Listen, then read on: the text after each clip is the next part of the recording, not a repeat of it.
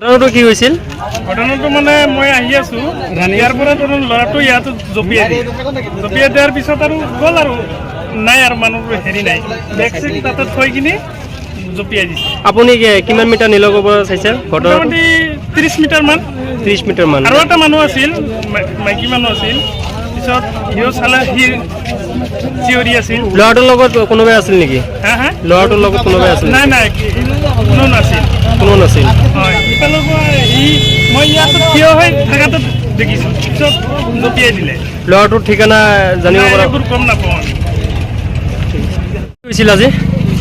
ঘটনাটো হ'ল মানে আমাৰ বৰপেটা আৰু বাক্সা জিলাৰ হিমামৰিয়াত আপোনাৰ দুমনিঘাট যিখন ব্ৰিজ আছে, এই ব্ৰিজত এজন ল'ৰা, কলেজীয়া ল'ৰা এজন আপোনাৰ দলঙৰ মাজমজিয়াত জাপ দিছে, নদীত জাপ দিছে। সেই ল'ৰাজনৰ মৃতদেহ এতিয়ালৈকে উদ্ধাৰ হোৱা নাই। আৰু ল'ৰাজন আপোনাৰ বৰ্ণনগৰ কলেজ সৰ্বগত পৰে বুলি আমি জানিব পাৰিছোঁ, কাৰণ ল'ৰাজনে যিখন ঠাইত জাপ দিছে আৰু দলঙত ল'ৰাজনৰ বেগ আছে, আপোনাৰ চেণ্ডেলো আছে, বিভিন্ন ধৰণৰ ডকুমেণ্টছ আছে, প্ৰত্যক্ষদৰ্শী আপোনাৰ আৰক্ষী আছে, আৰক্ষীয়ে সেই বেগটো চাইছে। আৰু যুৱকটো চিনাক্ত হৈছে নেকি? ল'ৰাজনৰ যিটো এড্ৰেছ আছে আপোনাৰ বেগত, আৰক্ষী আহিছে, আৰক্ষী তদন্ত চলাই আছে, কিন্তু এতিয়ালৈকে ল'ৰাজনৰ মৃতদেহ উদ্ধাৰ হোৱা নাই। 1 ঘণ্টামান আগত এনেকুৱা ধৰণৰ ঘটনা, এটা মৰ্মান্তিক আৰু দুখ লগা ঘটনা এটা হৈছে। ক'ৰ যুৱক?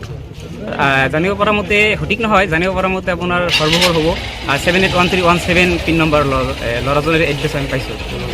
জোপৰ কোনো কাৰণ পাইছে নেকি আপোনাৰ? কোনো ধৰণৰ কাৰণ পোৱা নাই, এইটো এটা কোনো কাৰণ পোৱা নাই, কাৰণ মাজমজিয়াত তেনেকুৱা ঘটনা হৈছে। আৰু সেই সময়ত দলঙত মানুহ অহা যোৱা কৰি আছে। আমি পিছত খবৰ পালোঁ, খবৰ পাই আমি ইয়াতে আহিছোঁ আৰু